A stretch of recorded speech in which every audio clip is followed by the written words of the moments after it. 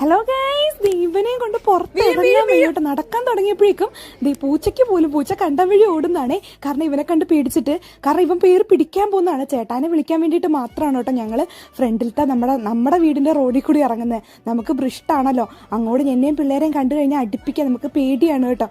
അത് കാരണം ഞങ്ങളിങ്ങനെ ട്യൂഷന് വിളിക്കാൻ വേണ്ടി മാത്രമേ പോകത്തുള്ളേ. ഇത് രാവിലെ എണീറ്റപ്പോൾ നമ്മുടെ കുട്ടൻ എക്സാം ആണ് കേട്ടോ. അപ്പോൾ രാവിലെ റൈംസും അതും ഇതൊക്കെ പറഞ്ഞ് കേൾപ്പിക്കുന്നതാണ് കേട്ടോ. ഇതൊരു ടാസ്ക് തന്നെയാണ്. നിങ്ങൾ വിചാരിക്കും ഇത്ര കാണുമ്പോൾ സിമ്പിളാണോന്ന്. ഇവനെ പിടിച്ചിരുത്തി പഠിപ്പിക്കുന്ന നേരം ഉണ്ടെങ്കിൽ എൻ്റെ ദൈവമേ, എനിക്ക് എന്തൊക്കെ അത്രയും നമ്മൾ വലിയ പണിയെടുത്ത കണക്ക് തോന്നും കേട്ടോ. അത്രയും ഹെഡ് വെയ്റ്റ് ആണ്. കാരണം അതാ ഈ പിള്ളേരെ നോക്കുന്ന അമ്മമാർക്ക് പറഞ്ഞാൽ മനസ്സിലാവും. പ്രത്യേകിച്ച് ആമക്കളെ നോക്കുന്ന അമ്മമാർക്ക് ഇത്തിരി കുരുത്തക്കേടും കൂടി ഉണ്ടെങ്കിൽ പിന്നെ പറയാതിരിക്കാൻ വയ്യ കേട്ടോ.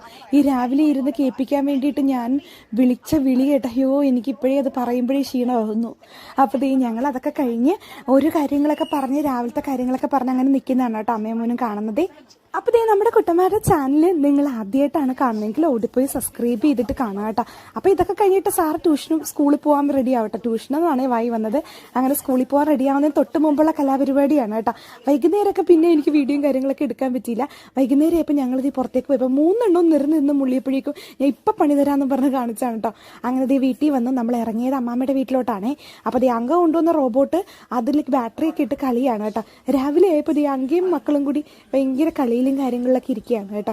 അപ്പോൾ അവന് അങ്കയിൽ കൊണ്ട് കഴിഞ്ഞപ്പോൾ എന്തൊക്കെയോ അനങ്ങാതിരിക്കുകയാണ്.